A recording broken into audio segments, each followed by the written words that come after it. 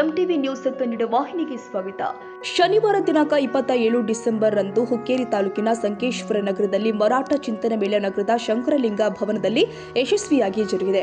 ಕಾರ್ಯಕ್ರಮದ ವೇದಿಕೆ ಮೇಲೆ ಕರ್ನಾಟಕ ರಾಜ್ಯದ ಪ್ರಭಾವಿ ಸಚಿವರು, ಮರಾಠ ಸಮಾಜದ ನಾಯಕರು, ಸಂತೋಷ್ ಲಾಡ್, ಮಾಜಿ ಮಂತ್ರಿಗಳು ಆದ ಶ್ರೀಮಂತ ಪಾಟೀಲ್, ಮರಾಠ ಅಭಿವೃದ್ಧಿ ನಿಗಮದ ಅಧ್ಯಕ್ಷ ಜಿಎಚ್ ಮರಿಯೋಜಿರಾವ್, ಸಂಕೇಶ್ವರ ಮರಾಠ ಸಮಾಜದ ಅಧ್ಯಕ್ಷ ಅಮರ ನಲ್ವಡೆ, ಬಂಡು ಹತನೂರಿ, ಅಪ್ಪ ಮೋರೆ, ಸುಭಾಷ್ ಕಾಸರಕರ್ ಸೇರಿ ಅನೇಕ ಗಣ್ಯರು ಉಪಸ್ಥಿತರಿದ್ದರು. ಪ್ರಾರಂಭದಲ್ಲಿ ಹಿಂದೂ ಹೃದಯ ಸಾಮ್ರಾಟ, ಹಿಂದವಿ ಸ್ವರಾಜ್ಯ ಸಂಸ್ಥಾಪಕ ಛತ್ರಪತಿ ಶಿವಾಜಿ ಮಹಾರಾಜರ ಪುತ್ಥಳಿಗೆ ಪೂಜೆ ಸಲ್ಲಿಸಿ ಬಳಿಕ ಸಸಿಗೆ ನೀರು ಹಾಕುವುದರ ಮೂಲಕ ಕಾರ್ಯಕ್ರಮಕ್ಕೆ ಚಾಲನೆ ಕೊಡಲಾಗಿದೆ.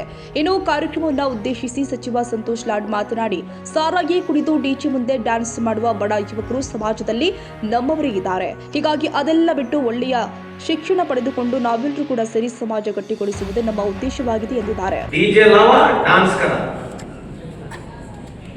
आपलं मुलं कुठं आले मॅडम की डीजे लावा. ते डीजे कसं लावा पाहिजे माहिती काय? कोणतरी आजारी असलं तर, कोणाला तरी हार्ट प्रॉब्लेम असलं तर ते शक्य मरायलाच पाहिजे.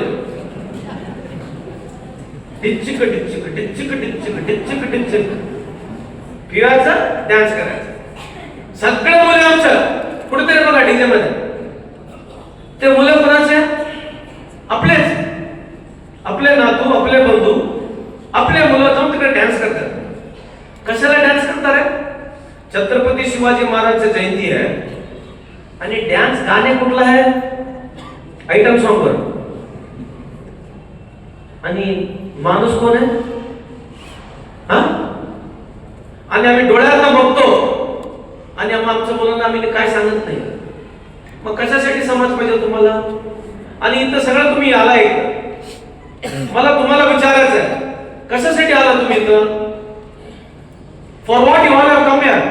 For what we all have gathered is more important. ओ श्रीमान साहेब, त्यांनी एक मोठं इंडस्ट्रीज आहे. संतोष लाड एक मोठं मिनिस्टर आहे. आज आम्ही सगळं बैठक झालं. उद्यापासून सगळं चेंज होणार आहे? नाही होणार आहे. चेंज होणार नाहीये. तेवढं सोपं नाही चेंज व्हायचं. एज्युकेशन नाही आहे, ते सांगितलं ना. लॉयर्स म्हटलं तर आमच्याकडे लॉयर्स नाही. कशाला नाही आहे? डिफरन्स आहे. आमचं थॉट प्रोसेस मध्ये, आमच्या विचारामध्ये, आमच्या वागण्यामध्ये एक सिस्टमॅटिक नसलं तर आम्हाला लई त्रास आहे. I am speaking from the political angle now. मी बಳ್ಳारीमध्ये आहे, बेलगाव भागामध्ये आमचे समाज आहे, थोडे कारवारमध्ये आहे, थोडे बिजापूर बागलकोटमध्ये, थोडे बीदरमध्ये आहे, आणि थोडं आमच्या हरियाणा दावणगेरीमध्ये. मी मधीच आहे. म्हणा आमच्या समाजाचं जास्त संख्या नाही तिकडं. मी सगळ्याकडं almost all Karnataka I travelled. But कटी नको नसतं party. He make me my BJP friend. That's okay, fair enough. आमचेच लोकांना आम्ही रेस्पेक्ट नाही केलं तर, if I can't respect him just because is BJP, मग काय मग कशासाठी समाज? ಬಿಜೆಪಿ ಮಾಜಿ ಶಾಸಕ ಅತ್ಯಾಚಾರ ಮಾಡಿದ ಅದ್ರ ಬಗ್ಗೆ ನಿಮ್ಮನ್ನು ಅಂದ್ರೆ ಕಾಂಗ್ರೆಸ್ ಪಕ್ಷದವರು ಏಕಾಂಗಿಯಾಗಿ ಅಂದ್ರೆ ಸಾಮೂಹಿಕವಾಗಿ ಯಾಕೆ ಹೋರಾಟ ಮಾಡ್ತಿಲ್ಲ? ಅಲ್ಲ, ಈಗ ಅದು ಕೊಟ್ಟಿರ್ತಕ್ಕಂಥದ್ದು ಕೋರ್ಟ್. ಸೊ ಕೋರ್ಟ್ ನಿರ್ಧಾರಗಳಿಗೆ ನಾವು ಬಹಿರಂಗವಾಗಿ ಜಾಸ್ತಿ ಚರ್ಚೆ ಮಾಡಕ್ ಬರೋದಿಲ್ಲ. ಬಟ್ ಆದ್ರೂ ಅದು ಖಂಡನೀಯ ಆಗಿರ್ತಕ್ಕಂಥದ್ದು ನನ್ನ ವೈಯಕ್ತಿಕ ಅಭಿಪ್ರಾಯ. ಆಮೇಲೆ ಚುನಾವಣಾ ಬಾಂಡ್ ರದ್ದಾದ್ಮೇಲೆ ಸುಮಾರು 3,811 ಕೋಟಿಗಳು ಏನಾಯ್ತು, ಅದ್ರಲ್ಲಿ ಶೇಕಡ 82% ಬಿಜೆಪಿ ಹೊರಗೆ ಹೋಗಿದೆ. ಅದರಲ್ಲಿ 3,111 ಕೋಟಿ ಬಿಜೆಪಿಗೆ, 899 ಕೋಟಿ. ಅಲ್ಲ, ಅದನ್ನೇ ನೀವೆಲ್ಲ ಜಾಸ್ತಿ ಜನಕ್ಕೆ ತಿಳಿಸ್ಬೇಕಂತಕ್ಕಂಥ ನಮ್ಮ ವಾದ. ಈಗ ಏನಾಗ್ತಾ ಇದೆ ಕೇಂದ್ರದಲ್ಲಿ, ಬಿಜೆಪಿ ಕಳೆದ 11 ವರ್ಷದ ಏನಾಗಿರ್ತಕ್ಕಂಥದ್ದು, ನೀವು ಇದನ್ನ ಎಳೆ ಬಿಡಿಸಿ ಜನಕ್ಕೆ ಮುಟ್ಟಿಸ್ಬೇಕು. ನೀವು ಕೇಳಿರ್ತಕ್ಕಂಥ ಪ್ರಶ್ನೆನಲ್ಲಿ ಉತ್ತರ ಇದೆ. ಅದು ಮಾಡಿರ್ತಕ್ಕಂಥದ್ದು ಏನ್ ಎಲೆಕ್ಟ್ರಲ್ ಬಾಂಡ್ ಇದೆ, ಅದು ಅನ್ಕಾನ್ಸ್ಟಿಟ್ಯೂಷನ್ ಅಂತ ಹೇಳಿರ್ತಕ್ಕಂಥ ತಮಗೆಲ್ಲ ಗುರ್ತಿದೆ. ಅದು ಮೀರಿ ಇವತ್ತು ಮತ್ತೆ ದುಡ್ಡು ಕಲೆಕ್ಟ್ ಮಾಡಿ ಚಂದ ತೊಳ್ತಿರ್ತಕ್ಕಂಥದ್ದು ಸರಿಯಲ್ಲ ಅಂತ ನನ್ನ ಅಭಿಪ್ರಾಯ.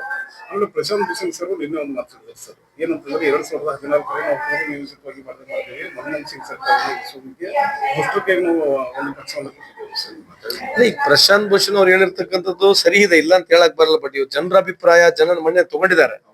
ಆದ್ರೆ ಈ ಪ್ರಜಾಪ್ರಭುತ್ವ ವ್ಯವಸ್ಥೆಯಲ್ಲಿ ಕೆಲವು ಸಂದರ್ಭದಲ್ಲಿ ಜನಕ್ಕೆ ಮಾಹಿತಿ ಮುಟ್ಟಿಸೋದ್ರಲ್ಲಿ, ಅವರು ಸುಳ್ಳು ಮಾಹಿತಿ ಮುಟ್ಟಿಸೋದ್ರಲ್ಲಿ ಬಿಜೆಪಿ ಯಶಸ್ವಿ ಆಗ್ತಾನೆ ಇದ್ದಾರೆ. ಯಾಕಂದ್ರೆ ಅವ್ರ ನರೇಶನ್, ಅವರು ಯಾವುದೇ ರೀತಿಯಾದ ಅಭಿವೃದ್ಧಿ ಪರವಾಗಿ ನರೇಶನ್ ಹೇಳಿ ಓಟ್ ಕೇಳಲ್ಲ. ಅವರು ಯಾವಾಗ್ಲೂ ಒಂದು ಎಮೋಷನಲ್ ಆಗಿರ್ಲಿ, ಅದೇ ಬಹಳ ಸಲ ಹೇಳಿದ್ವಿ, ಹಿಂದೂ ಮುಸ್ಲಿಮನ್ ಆಗಿರ್ಲಿ, ಪಾಕಿಸ್ತಾನ ಆಗಿರ್ಲಿ, ಬಾಂಗ್ಲಾದೇಶ ಆಗಿರ್ಲಿ, ಅಫ್ಘಾನಿಸ್ತಾನ ಆಗಿರ್ಲಿ, ಇಂಥ ಮಾತುಗಳನ್ನ ಹೇಳಿ ಜನರಿಗೆ ದಾರಿ ತಪ್ಪಿಸಿ ಅವರು ಓಟ್ನ ಕೇಳ್ತಾರೆ. ಅದಕ್ಕಾಗಿ ಇವತ್ತು ಈ ರಾಹುಲ್ ಗಾಂಧಿ ಅವರಾಗಿರ್ಲಿ, ಈ ಇಡೀ ಸಾಮಾಜಿಕ ಜಾಲತಾಣದಲ್ಲಿ ಇವತ್ತೇನು ಬಹಳಷ್ಟು ಯುವಕರು ಅರ್ಥಪೂರ್ಣಕವಾಗಿ ಮಾತನಾಡ್ತಿದ್ದಾರೆ. ಅದರ ಮುಖಾಂತರ ಜನ ಪರಿವರ್ತನೆ ಆಗ್ತಾರೆ.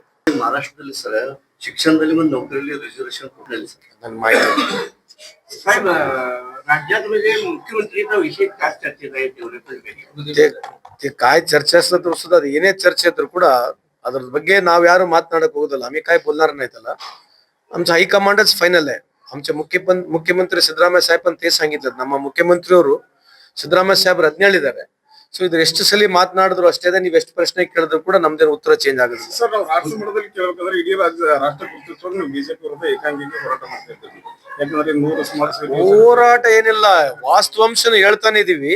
ಅದನ್ನ ಹೋರಾಟ ಅಂತ ನೀವು ಪರಿಗಣಿಸಬಹುದು. ಬಟ್ ಆದ್ರೆ ನಾವು ಅಂತೂ ಅದ್ರ ವಿರುದ್ಧವಾಗಿ ಏನ್ ಸತ್ಯ ಇದೆ ಸತ್ಯ ಹೇಳ್ತಕ್ಕಂತ ಕೆಲಸ ಯಾವಾಗ್ಲೂ ಮಾಡ್ತೀವಿ, ಮುಂದೆನೂ ಮಾಡ್ತೀವಿ. ಸರ್ ಉತ್ತರ ಕರ್ನಾಟಕದ ಅಭಿವೃದ್ಧಿ ಬಗ್ಗೆ ಯಾಕೆ ಸರ್ ಧ್ವನಿ ಎತ್ತದಿಲ್ಲ ಯಾರು ಸರ್ಕಾರ? ಯಾಕ್ರೆ ಸರ್ಕಾರ ಧ್ವನಿ ಎತ್ತಿಲ್ಲ? ನಿಮ್ ಹಂಗೆ ಕೇಳ್ತೀವಿ. ಸರ್ಕಾರ ಎಲ್ಲರ ಪರವಾಗಿದೆ. ಇಲ್ಲ ಸರ್, ಉತ್ತರ ಕರ್ನಾಟಕ, ದಕ್ಷಿಣ ಕರ್ನಾಟಕ ಎಲ್ಲರ ಇಲ್ಲ ಪರವಾಗಿದೆ. ಸರ್, ದಕ್ಷಿಣ ಕರ್ನಾಟಕಕ್ಕೆ ಫಂಡ್ ಬಹಳ ಬಿಡುಗಡೆ ಆಗಿದೆ, ಉತ್ತರ ಕರ್ನಾಟಕಕ್ಕೆ ಯಾಕಿಲ್ಲ? ಸಾಕಷ್ಟು ನೀರಾವರಿ ಆಗ್ಬೇಕಾದ. ಅಲ್ಲ, ಮೊನ್ನೆ ತಾನೇ ಸದನದಲ್ಲಿ ಬಹಳ ಸಮರ್ಪಕವಾಗಿ ಮಾನ್ಯ ಮುಖ್ಯಮಂತ್ರಿಯವರು ಉತ್ತರ ಕೊಟ್ಟಿದ್ದಾರೆ. ನಮ್ಮ ಕಾಲದಲ್ಲಿ ಎಷ್ಟು ಸ್ಕೂಲ್ ಆಗಿದ್ದಾವೆ, ನಮ್ಮ ಕಾಲದಲ್ಲಿ ಎಷ್ಟು ಹಾಸ್ಟೆಲ್ಗಳು ಆಗಿದ್ದಾವೆ, ಎಷ್ಟು PUC ಕಾಲೇಜ್ಗಳು ಆಗಿದ್ದಾವೆ, ಎಷ್ಟು ಇಂಜಿನಿಯರಿಂಗ್ ಕಾಲೇಜ್ ಆಗಿದ್ದಾವೆ, ಎಷ್ಟು ಮೆಡಿಕಲ್ ಕಾಲೇಜ್ಗಳು ಆಗಿದ್ದಾವೆ, ಎಷ್ಟು ಡಿಪ್ಲೊಮಾ ಕಾಲೇಜ್ ಆಗಿದ್ದಾವೆ. ಅದ್ರ ಜೊತೆಗೆ ನಮ್ 371J ಬಂದ ಮೇಲೆ ಎಷ್ಟು ಜನಕ್ಕೆ ಡೆಂಟಲ್ ಸೀಟ್ಗಳು ಸಿಕ್ಕಿದಾವೆ, ಎಷ್ಟು ಇಂಜಿನಿಯರಿಂಗ್ ಸೀಟ್ ಸಿಕ್ಕಿದಾವೆ, ಎಷ್ಟು ಮೆಡಿಕಲ್ ಸೀಟ್ ಸಿಕ್ಕಿದೆ, ಇವೆಲ್ಲ ಸಮರ್ಪಕವಾಗಿ ಸದನದಲ್ಲಿ ಉತ್ತರ ಕೊಟ್ಟಿದ್ದಾರೆ. ಅಭಿವೃದ್ಧಿ ಅಂತಕ್ಕಂಥದ್ದು ಅದು ನಡೀತಾನೆ ಇರ್ತದೆ. ಸಮರ್ಪಕವಾಗಿ ಒಂದೇ ಟೈಮಿಗೆ ಮಾಡ್ತೀವಂತಲ್ಲ. ಆದ್ರೆ ಸಿಂಹಪಾಲು ನಮ್ಮ ಸರ್ಕಾರಗಳು ಯಾವಾಗ ಅಧಿಕಾರಕ್ಕೆ ಬಂದಿದೆ, ನೀವು ಬೇಕಾದ್ರೆ ಚೆಕ್ ಮಾಡಿ ನೋಡಿ. ನಾವೇ ಆದ್ಯತೆ ಕೊಟ್ಟಿರ್ತಕ್ಕಂಥದ್ದು, ನಾವೇ ಜಾಸ್ತಿ ದುಡ್ಡು ಕೊಡ್ತಕ್ಕಂಥದ್ದು. ಸರ್ ಅಲ್ಲಿ ಸರಿಯಾಗಿ ಸಿಬ್ಬಂದಿ ಇರುತ್ತೆ ಸರ್, ಮತ್ತೆ ಏಜೆಂಟರ ಸ್ವಲ್ಪ ಹಾವಳಿ ಹೆಚ್ಚಾಗಿದೆ ಸರ್. ಅಲ್ಲಿ ಈಗ ನಾವು ನೇರ ನೇಮಕಾತಿ DBT ಇರೋದ್ರಿಂದ, ಎಲ್ಲಾ ಅಪ್ಲಿಕೇಶನ್ಸ್ಗಳು ಆನ್ಲೈನ್ ಇರೋದ್ರಿಂದ, ಈಗ ಮೊಬೈಲ್ ಮೆಡಿಕಲ್ ಯೂನಿಟ್ ಬಂದಿರೋದ್ರಿಂದ ಅಂಬೇಡ್ಕರ್ ಸೇವಾ ಕೇಂದ್ರ ಪ್ರಾರಂಭ ಮಾಡಿದ್ವಿ. ಬಹುತೇಕ ನಾನೇ 100% ಕಮ್ಮಿ ಆಗುತ್ತೆ ಅಂತ ಹೇಳೋದಿಲ್ಲ, 60-70% ಕಮ್ಮಿ ಆಗಿದೆ. ಈ ಅಂಬೇಡ್ಕರ್ ಸೇವಾ ಕೇಂದ್ರಗಳು ಪ್ರಾರಂಭ ಆದ ನಂತರ ಬಹಳಷ್ಟು ಇದಕ್ಕೆ ಏನು ನೀವೇನ್ ಹೇಳ್ತೀರ ಮಿಡಲ್ ಮ್ಯಾನ್ ಅಂತ ಹೇಳ್ತೀವಿ, ಅದಕ್ಕೆ ಯಾರು ಇರತಕ್ಕಂಥ ಅವಶ್ಯಕತೆ ಇಲ್ಲ. ಆದರೂ ತಾವು ಕೇಳಿರ್ತಕ್ಕಂಥ ಪ್ರಶ್ನೆಗೆ ತಮ್ಮ ಮುಖಾಂತರ ನಾನು ಮನವಿ ಮಾಡ್ತಕ್ಕಂಥದ್ದು ಸಾರ್ವಜನಿಕರಿಗೆ, ನಮ್ಮ ಕಟ್ಟಡ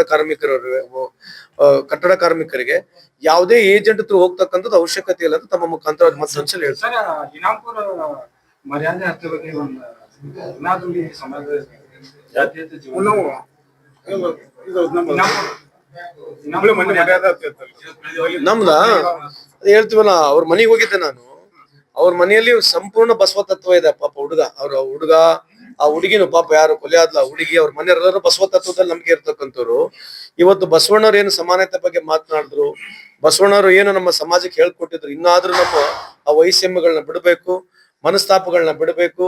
ಮನುಷ್ಯನೇ ದಯವೇ ಧರ್ಮದ ಮೂಲ ಅಂತ ಹೇಳಿರ್ತಕ್ಕಂಥ ಬಸವಣ್ಣವ್ರನ್ನ ಹೇಳಿರ್ತಕ್ಕಂಥ ಆದಿಯನ್ನ ನಾವು ಅದನ್ನು ಯೋಚನೆ ಮಾಡಿ ಸಮಾಜದಲ್ಲಿ ನಾವು ಬದುಕ್ತಕ್ಕಂಥ ಎಲ್ಲ ಪ್ರಯತ್ನಗಳು ಮಾಡ್ಬೇಕು. ಇಂಥ ಒಂದು ವ್ಯವಸ್ಥೆಯಲ್ಲಿ ತಂದೆನೆ ಹೋಗಿ ಮಗಳಿಗೆ ಕೊಲ್ತಕ್ಕಂಥದ್ದು ಈ ನಿದರ್ಶನ ಏನಿದೆ, ಯಾವುದೇ ಸಮಾಜದಲ್ಲಿ ಆಗಿರ್ಬೋದು, ಯಾವುದೇ ರಾಜ್ಯದಲ್ಲಿ ಆಗಿರ್ಬೋದು, ಯಾವುದೇ ದೇಶದಲ್ಲಿ ಇಂಥದ್ದು ಆಗ್ಬಾರ್ದು. ಇದು ನಿಜಕ್ಕೂ ಏನೋ ಬಹಳ ಮನಸ್ಸಿಗೆ ದುಃಖ ತರ್ತಕ್ಕಂಥ ಸಂಗತಿ ಅಂತ ಹೇಳಿಕ್ಕೆ ಇಚ್ಛೆ ಬಯಸ್ತೇನೆ. ಜಾತೀಯತೆ ಜೀವನ ನಾವು ಇದು ನಮ್ಮ ಮನೆ ಮರ್ಯಾದೆ ಆಗ್ತೈತಲ್ಲ.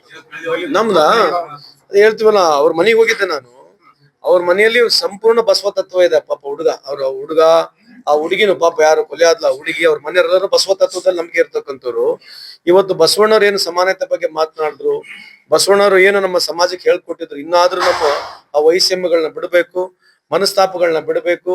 ಮನುಷ್ಯನೇ ದಯವೇ ಧರ್ಮದ ಮೂಲ ಅಂತ ಹೇಳಿರ್ತಕ್ಕಂಥ ಬಸವಣ್ಣವ್ರನ್ನ ಹೇಳಿರ್ತಕ್ಕಂಥ ಆದಿಯನ್ನ ನಾವು ಅದನ್ನು ಯೋಚನೆ ಮಾಡಿ ಸಮಾಜದಲ್ಲಿ ನಾವು ಬದುಕ್ತಕ್ಕಂಥ ಎಲ್ಲ ಪ್ರಯತ್ನಗಳು ಮಾಡ್ಬೇಕು. ಇಂಥ ಒಂದು ವ್ಯವಸ್ಥೆಯಲ್ಲಿ ತಂದೆನೆ ಹೋಗಿ ಮಗಳಿಗೆ ಕೊಲ್ತಕ್ಕಂಥದ್ದು ಈ ನಿದರ್ಶನ ಏನಿದೆ, ಯಾವುದೇ ಸಮಾಜದಲ್ಲಿ ಆಗಿರ್ಬೋದು, ಯಾವುದೇ ರಾಜ್ಯದಲ್ಲಿ ಆಗಿರ್ಬೋದು, ಯಾವುದೇ ದೇಶದಲ್ಲಿ ಇಂಥದ್ದು ಆಗ್ಬಾರ್ದು.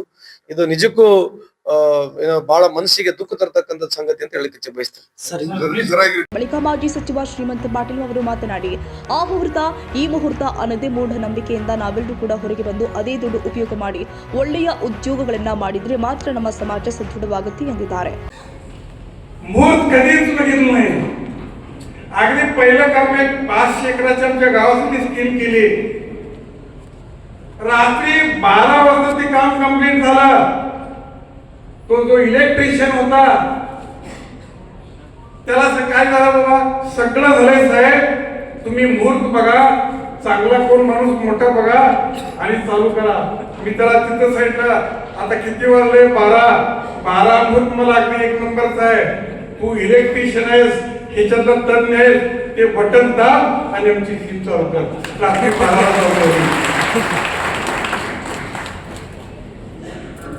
चालू झाली आणि अजून सुद्धा 40 वर्ष होत आली ती स्कीम 1 नंबरला चाललेली आहे. मग मुहूर्त कशाला बघता तुम्ही? 12 केलं काय, अमावस्याला केलं काय, कोणी काय झूठ आहे. हे सगळं डोक्यात फोडून आमचा सध्या नाश करावा आहे. या अंधश्रद्धा सगळ्या आम्हाला काढून टाकल्या तरच आम्ही पुढे जाऊ शकतो, नाहीतर सगळं आम्ही फसवून घेऊन 4 पैसे आहेत ते मी त्या कोणाच्या जर पदरात टाकून आम्ही रिकाम्या घरात जायची वेळ आली आहे.